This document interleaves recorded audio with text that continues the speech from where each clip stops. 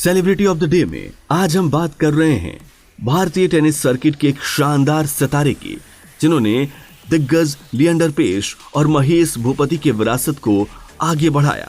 जी हाँ, हम बात करेंगे रोहन बोपन्ना की। रोहन बोपन्ना का जन्म आज ही के दिन 4 मार्च 1980 में हुआ। एक टेनिस प्लेयर 2000 में भारत की डेविस कप टीम के सदस्य रहे रोहन बोपन्ना ने ग्रैंड स्लैम खिताब जीता और अपने करियर में 4 एटीपी मास्टर्स 1000 खिताब भी हासिल किए। 40 साल के हो चुके इस दाएं हाथ के टेनिस खिलाड़ी ने 2012 और 16 में ओलंपिक में भी भारत का प्रतिनिधित्व किया। रोहन बोपन्ना ने अपने जीवन के शुरू में ही मुख्य रूप से टेनिस खेलना शुरू कर दिया था, क्योंकि उनके पिता चाहते थे कि वह एक व्यक्तिगत खेल पर ध्यान केंद्रित करे। 19 साल की उम्र में उन्होंने टेनिस में अपना करियर बनाने का फैसला किया। हालांकि रोहन बोपन्ना का एकल करियर वास्तव में कभी अच्छा नहीं रहा, लेकिन युगल वर्ग में उनके सितारे चमकते रहे। 2007 में हॉफमैन कप में सानिया मिर्जा के साथ एक मिश्रित युगल मुकाबले में बेंगलुरु के उभरते इस खिलाड़ी ने पहली बार अपना जलवा दिखाया, जहां युगल टीम ने शानदार प्रदर्शन करते हुए चेक गणराज्य, क्रोएशिया और चीन को अपने समूह में पीछे छोड़ा और स्पेन के बाद दूसरे स्थान पर रहते हुए उप विजेता बने। रोहन बोपन्ना के लिए युगल स्पर्धाओं में अपना ध्यान केंद्रित करने के लिए यह सफलता पर्याप्त थी। उन्होंने जल्द ही लॉस एंजलिस के क्वांट्री वाइड क्लासिकल में अपने साथी एरिक बोटेरेक के साथ पुरुष युगल का खिताब जीता। हालांकि यह सिर्फ उनके प्रभावशाली युगल करियर की शुरुआत थी। रोहन बोपन्ना ने पहली बार 2007 में पाकिस्तान के एसाम उल हक कुरैशी के साथ जोड़ी बनाई थी, लेकिन 2010 में उन्होंने शानदार प्रदर्शन करना शुरू किया। इस दौरान उन्होंने दक्षिण अफ्रीका टेनिस ओपन में पुरुष युगल का खिताब जीता। ये साझेदारी दोनों के लिए करियर डिफाइनिंग रही। इस जोड़ी को भारत पाक एक्सप्रेस के नाम से जाना जाने लगा। रोहन बोपन्ना और एसाम उल हक कुरैशी ने विंबलडन के क्वार्टर फाइनल में यूएस ओपन के पुरुष युगल फाइनल में पहुंचने के अलावा एक दूसरे के साथ 4 चैलेंजर खिताब जीते। उन्होंने 2010 में दुनिया के शीर्ष 10 युगल टीम में जगह बनाई। 2011 के शानदार सफर में रोहन बोपन्ना को सर्बिया के खिलाड़ी डेविस कप टाई में सोमदेव देवबर्मन के साथ भाग लेते हुए देखा गया। एसाम उल हक कुरैशी के साथ फ्रेंच ओपन के क्वार्टर फाइनल में भी खेलते हुए नजर आए।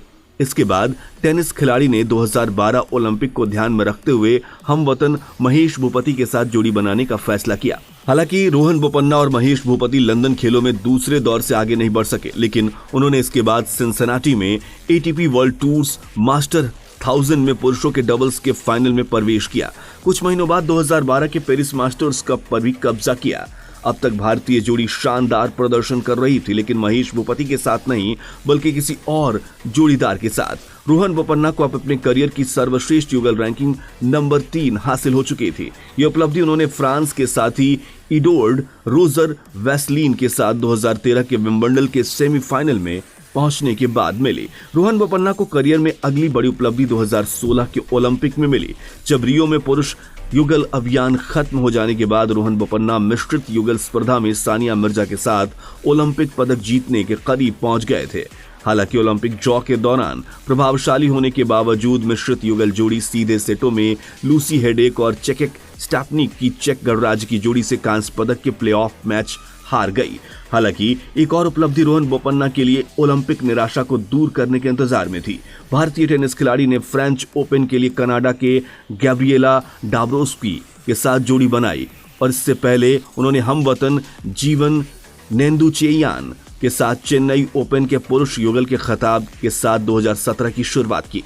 रोहन बोपन्ना को अब तक का सर्वश्रेष्ठ निर्णय ये मिला, जहां इस इंडो कैनेडियन जोड़ी ने ग्रैंड स्लैम जीता। 2017 का फ्रेंच ओपन रोहन बोपन्ना का पहला ग्रैंड स्लैम खिताब था, जिन्होंने उन्हें चौथा भारतीय खिलाड़ी बनाया, जो 2018 में ऑस्ट्रेलियाई ओपन मिश्रित युगल स्पर्धा में हंगरी की जोड़ी टेमिया बाबोस के साथ एक और ग्रैंड स्लैम जीतने के बेहद करीब पहुंच गए, लेकिन वो फाइनल में हार गए। हालांकि रोहन बोपन्ना ने 2018 एशियाई खेलों में हमवतन दिवीज शरण के साथ पुरुष युगल टेनिस स्पर्धा का स्वर्ण पदक जीतने के बाद निराशा को पीछे छोड़ दिया।